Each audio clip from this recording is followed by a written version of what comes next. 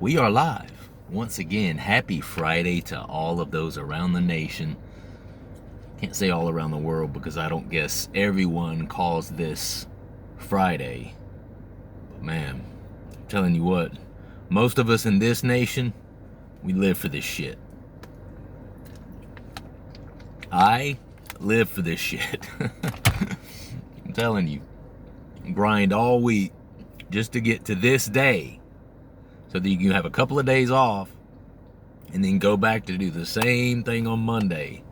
So welcome back to That's Right, I Said It. Why do I still have my seatbelt on? Because my air conditioner's running. I want to keep my car running while I do this video so I'm not sweating to death in 90-degree weather. And I have one of those high-tech cars that if I undid my seatbelt right now and the car is running, it'll start yelling at me. Boom, boom, boom, boom, boom, boom, boom, boom, boom, boom, boom, boom. And it'll get louder and louder like my 6-week-old. You know how babies, they start crying and want a bottle, and if you're not getting it to them fast enough, the volume just keeps increasing and increasing and increasing. Next thing you know, it's full on, yeah, yeah, yeah, and his bottom lip shaking, and you can see his tongue doing this inside his mouth. It's just, I was telling my wife the other day, I'll be glad when he gets to that age that he can understand it's coming. It's coming. We're working on it as fast as we can. He's at that age where he just, working completely off of instinct. And I love the little guy. I love the little guy. But it's not dissimilar to how my car does if I were to unbuckle my seatbelt. So if you're wondering why I'm sitting still with my seatbelt on, it's for two reasons. It's one, my car is going to scream at me for taking my seatbelt off while the car is running. Number two, you're going to jump in the passenger seat and we're going to go for a ride. It's the law. Buckle up. All right. So we had a good time yesterday. I had a good time. I don't know if you guys had a good time. I had a great time on my rant about a troll who made a stupid comment on one of my videos. I did a video a couple of days ago about why is it that it seems like gifted people are always drug abusers. And listen, let me be very clear about this. I'm not saying all gifted people. I'm not saying if you're a drug addict, you likely have a gift in some area. Maybe you do, maybe you don't. You could be a person that is a drug addict because you don't have any gifts and you don't have anything else positive in your life, including gifts. Therefore, you just want to stay high all the time to take yourself out of your actual situation. You could be that, but it is well known and well documented. Excuse me. It's well known and well documented that a lot of the most gifted folks in history struggle with substance abuse. Why is that? And we talked about that a couple of days ago, so I'm not going to go way into why that is. But then we had a troll pop up on that video and, to say something really stupid like epic cope. What did he say? Epic cope. The most gifted people don't touch that garbage. Nice try, my guy. Wrong. And then the best part about all of it was I looked on his YouTube account. The guy had commented on one of my previous videos before. He's a kratom user. He's a substance abuser. So he's one of us, a guy who struggles with substance abuse, hating on one of us and on himself and on substance abusers, saying that gifted people aren't stupid enough to try drugs, basically, is what he was saying, which is just absolutely one of the dumbest, most idiotic things I've ever heard somebody say, I believe. I've heard some pretty stupid stuff. I've said some pretty stupid stuff. We all have. So I'm not going to keep dragging the guy through the coals for that. And that's not what I'm going to do today. But, I went on the internet this morning, and as I scrolled through my news feed, what do you know? It's like, it's just like the universe, you know, ask and ye shall receive. Because that's actually what I was looking for, was something, you know, what would be a good topic that I could talk about today? You know, something that would be a good segue off of talking about gifted people often having substance abuse issues. What would be a good segue off of that onto something else? And one of the first things I see is the case of Hannah Gutierrez Reed. And I thought to myself, wow, how interesting now.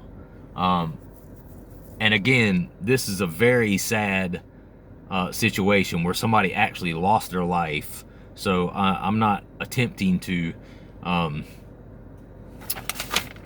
this is nothing about, you know, personal gain at the expense of this person who lost their life. You know, this person had a family, husband, children. It's just a horribly sad situation. But when you look at it a little bit closer at this case, it's absolutely drug related.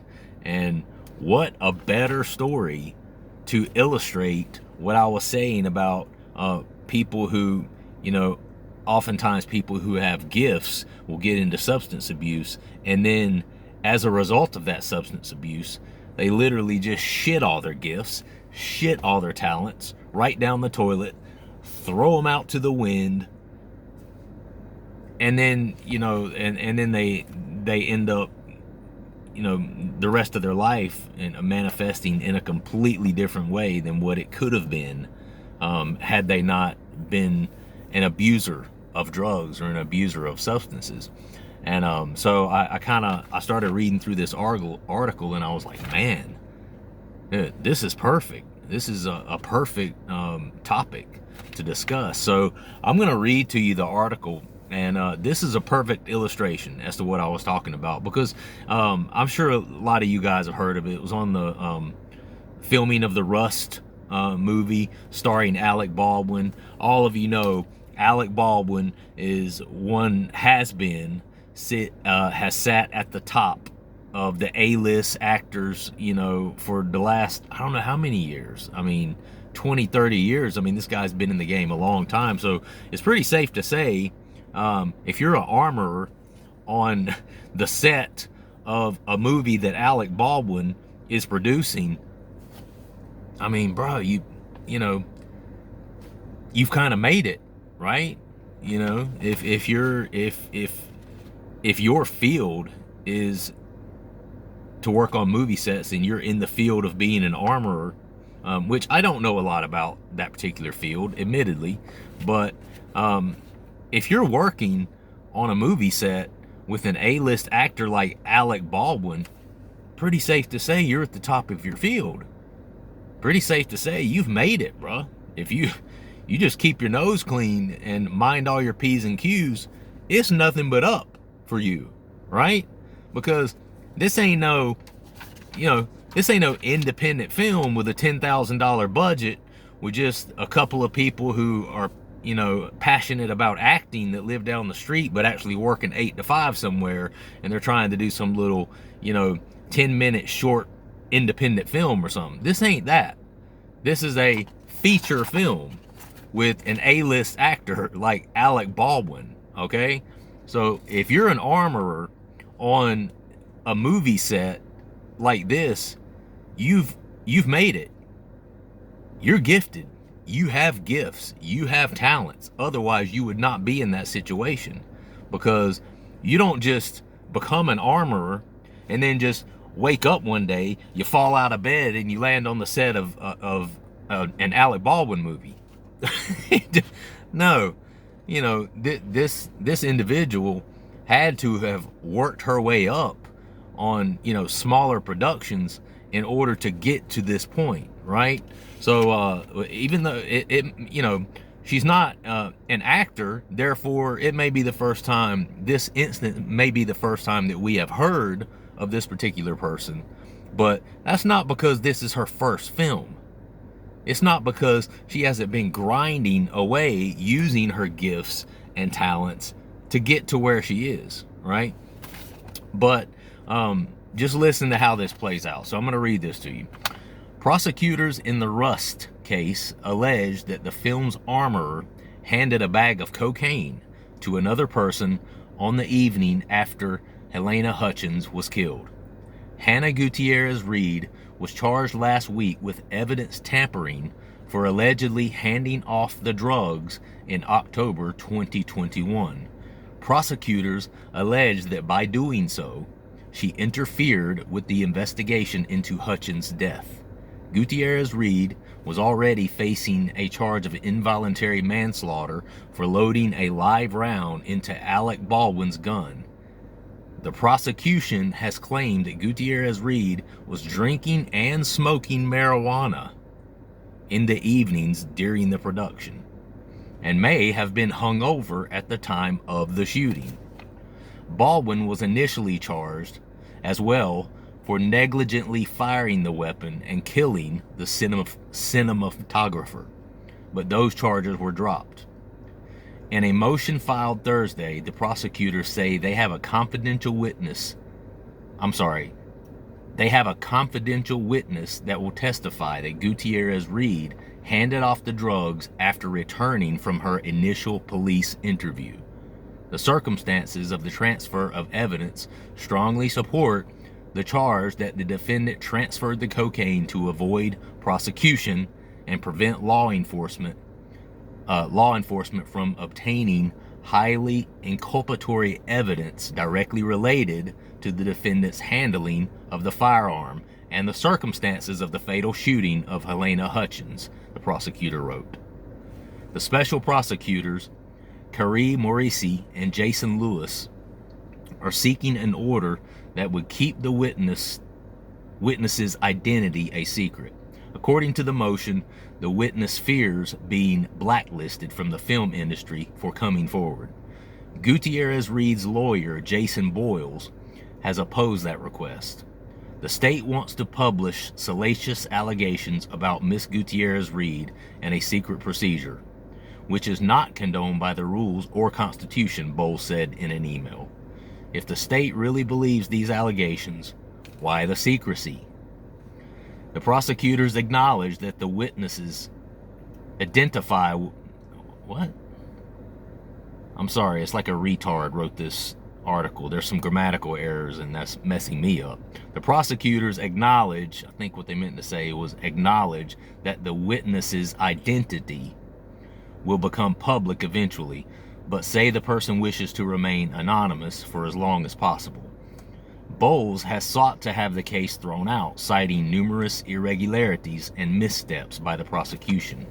He previously stated that the tampering charge was retaliatory and vindictive, and that it was filed without providing notice or witness statements ahead of time.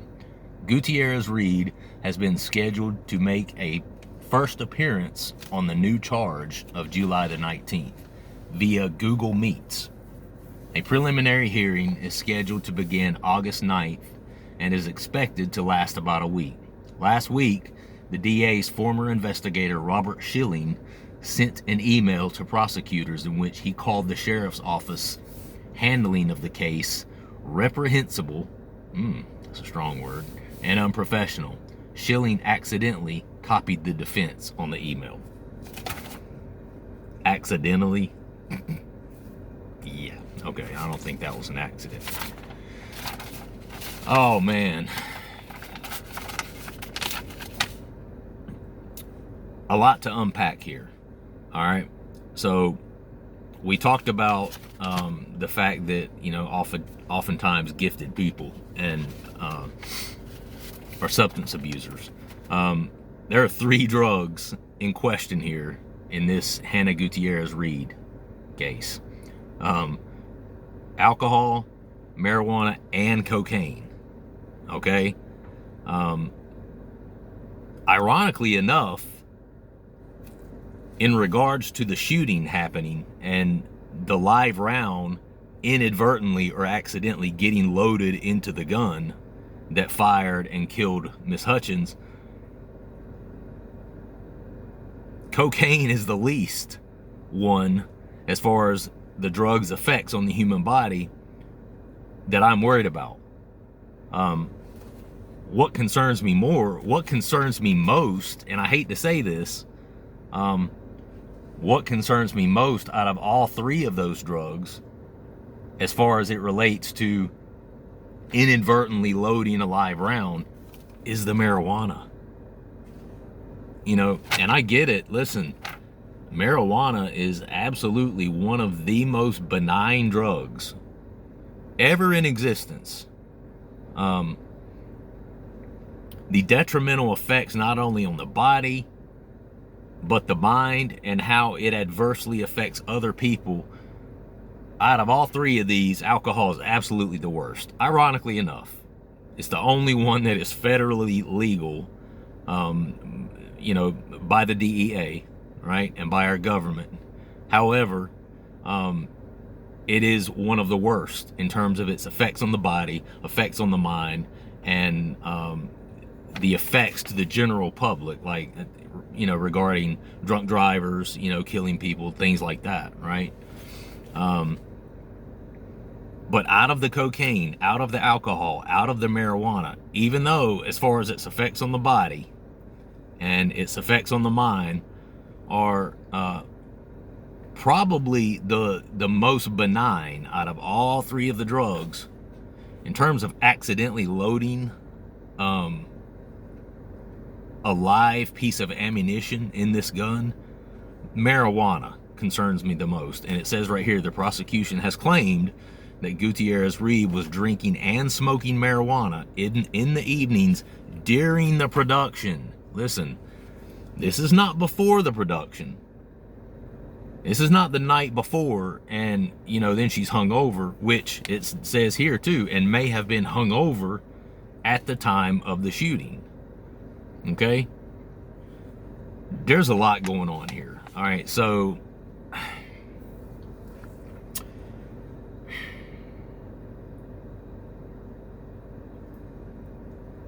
I have done some of the stupidest. I've had some of the, how do I say this?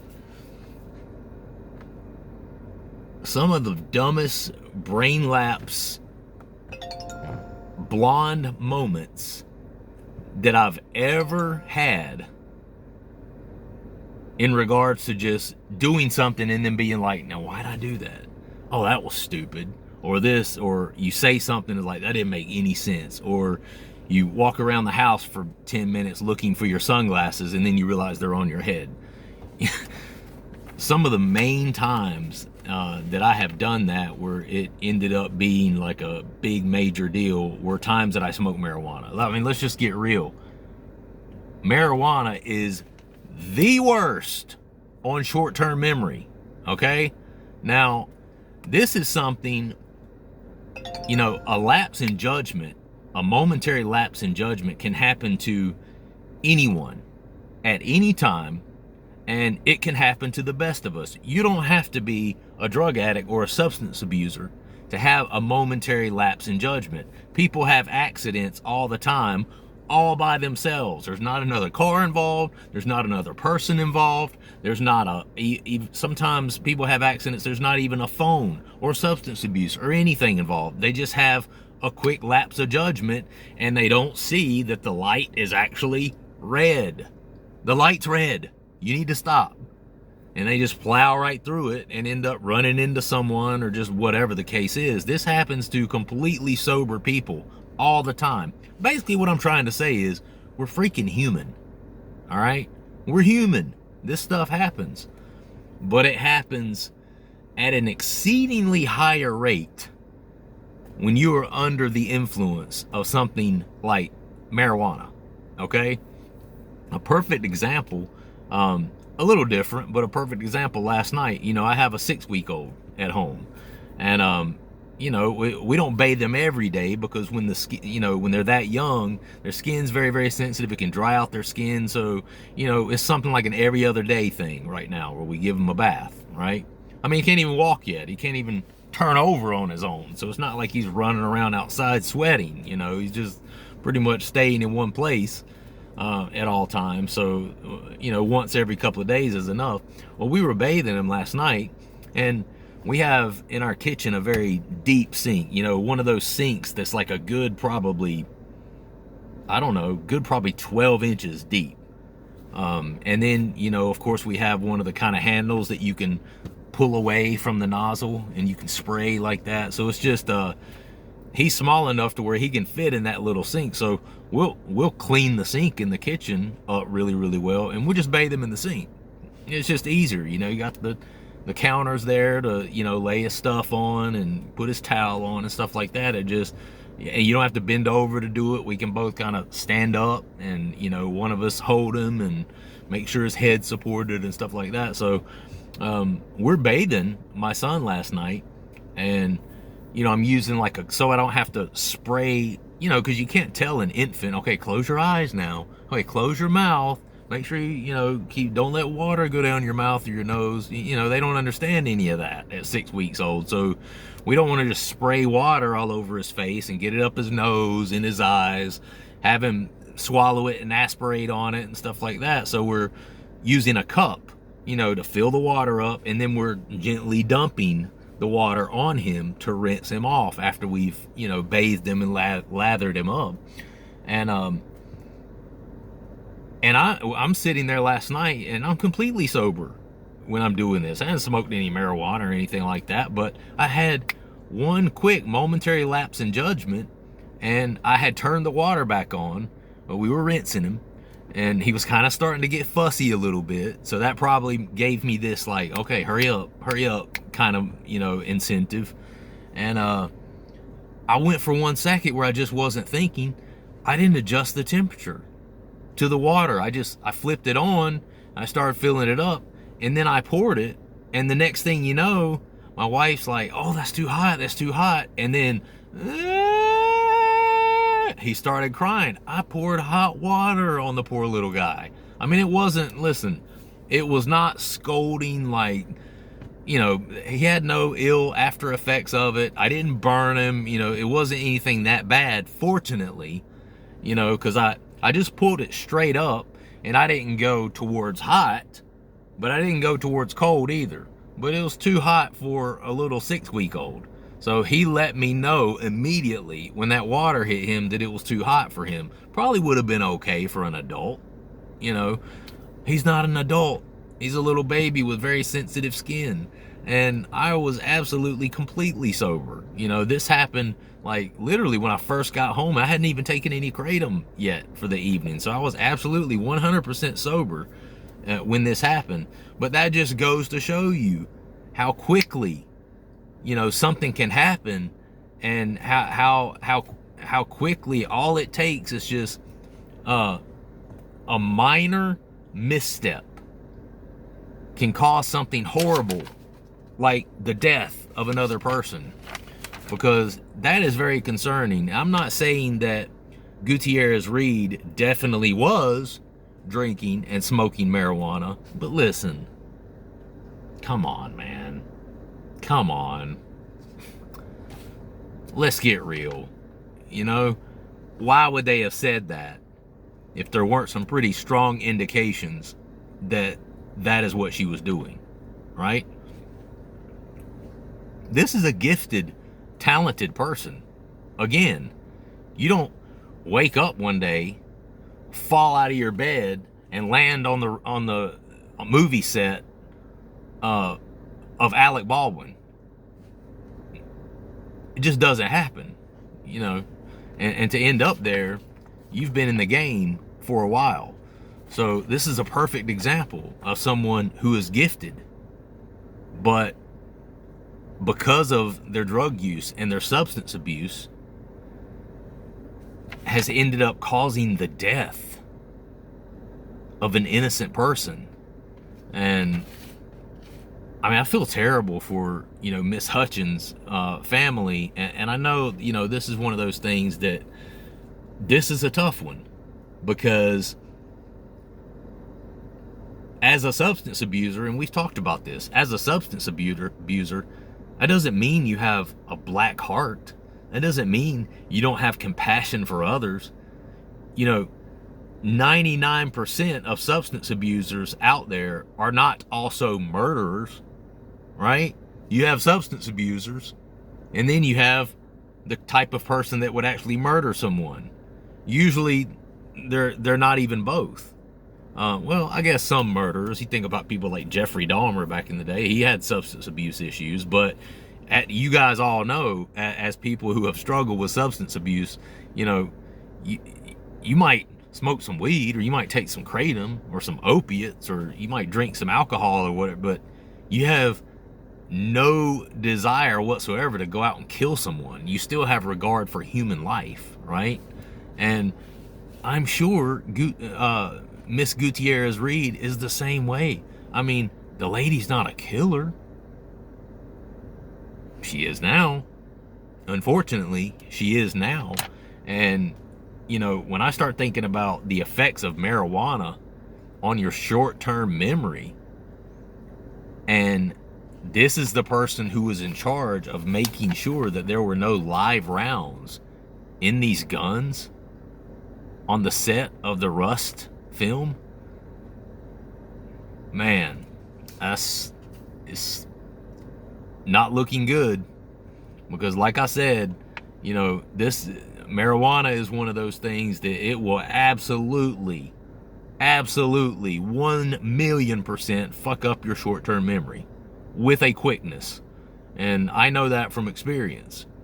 And I've been fortunate enough, and I'm sure a lot of you out there as well, you've been fortunate enough to never have anything, you know, this horrible happen while you're under the influence of marijuana. And I mean, I've driven a car under the influence of marijuana, and I know it's different, you know, and I'm pretty familiar with the effects. So it's one of those things where I feel like, for the most part, if ever I drove high, I like to think that I wasn't intoxicated per se, that I was, you know, I was safe to everyone else. But listen, this could have easily happened to anyone, and I feel very fortunate, and we all should feel very fortunate that, you know, that I've never killed anyone while driving around high on marijuana, you know, because I mean, that's the kind of thing you could easily run a red light just from thinking about something else, because it absolutely kind of causes your mind to wander here and to wander there. But I just thought this was a very interesting, what I talked about the other day with gifted people having issues with substance abuse was a great segue into this topic here, because obviously this is a very talented, gifted person, and I repeat, you don't end up on a movie set with Alec Baldwin unless, you know, you've been doing something right in your life and in your career, okay? And now, I mean, this lady's gonna lose it all, right? She's gonna lose it all. Now, because she is gonna lose everything as a result of this, does that mean she's not gifted? Does that mean she's not talented? You know, of course, I'm going back to the troll now. I know. I know, I just can't let it go. I'm telling you. I just love it. I just love messing with the trolls so much. I hope he's listened to my last two installments, because it's just great. But hey, man, listen, I don't wish any ill will on anyone. I really don't. And this is directly to the troll. If you're listening, and if you've been listening to my last couple of videos and you're feeling some sort of way because you've been feeling attacked and this and that, hey, you know, I was just responding to an idiotic comment. That's all. We all have made them. Everyone has made ill-advised comments in their lives, and I have too. I've made comments before without really thinking things through from all angles and all perspectives, and I've regretted at times making comments like that in my life. So hey, it is what it is, man. It really is. But this is a perfect example of wasted talent and wasted gifts as a result of drug addiction. Because, you know, if this person was, if it's pretty safe to say that if she was drinking and smoking marijuana in the evenings during the production, and after she had her first police interview, she rushes back and the first thing she does is hands off her bag of cocaine to someone else so that the police don't catch her with the cocaine. I mean, you're talking cocaine, alcohol, marijuana. There's no telling what other kind of stuff that she possibly could have had in her system. Now, this article doesn't mention it, but I'm assuming they've probably done some sort of drug test on her to establish what was found in her system, if anything, at the time. You know, that's the thing about it. That's something they would have had to do shortly thereafter. You know, and this article does not mention it. And this is the prosecution that is saying this about her. It says they claim that Gutierrez Reed was drinking and smoking marijuana. Well, was she? You know, marijuana, if you're a pothead, you know as well as I do, that shit can stay in your system for a good week, 2 weeks. And they knew as soon as this shooting took place that the armorer was Gutierrez Reed. So that's something I need to subsequently, after this, look up and see, did they actually do drug screening on her to see what was in her system at that time? I don't know. But anyway, this is a perfect example to what I was talking about. If you guys enjoy this type of content, just a real guy, no edits, no bullshit, just a real guy talking about real things surrounding substance abuse and mental health, and a guy who is in it with you. And please subscribe to the channel. It's free. I don't ask anything else. That you just hit that subscribe button. That's all I ask. And like the video, please, and leave a comment down below. Let me know if you have any information on this that I didn't go over in this video. This is a very interesting set of circumstances here, and again, still my thoughts and prayers go out to the Hutchins family, because that's just horrible. You know, talking about someone else that's gifted. You know, she also was on the movie set of, you know, Alec Baldwin, so she had made it in her life. She's gifted. She's doing really well, and she may not have been a drug addict. And now look, her life is cut short, and her husband and children are without a wife and a mother. Just absolutely horrible. But it's also a good reason to where, if to illustrate that if you can't control your drug use, to where you're not doing it at work, and your work is something very important, and the safety of your work is paramount, like you're an armorer and you're making sure that there are no live rounds in the weapons that people are holding on set, then your substance abuse has to be under control if you work in this type of situation. And that just goes to show you, she definitely has some substance abuse issues, because if she was not an abuser and an addict, she would have known, and she would have had the ability to, you know what, I'm working right now. This is a very important job. Let me not drink. Let me not puff the Chiba. Let me not snort cocaine while I'm trying to make sure that nobody's getting shot and killed. You know, I feel bad for her, because I know she didn't mean to kill anyone, but hey, I mean, it happened.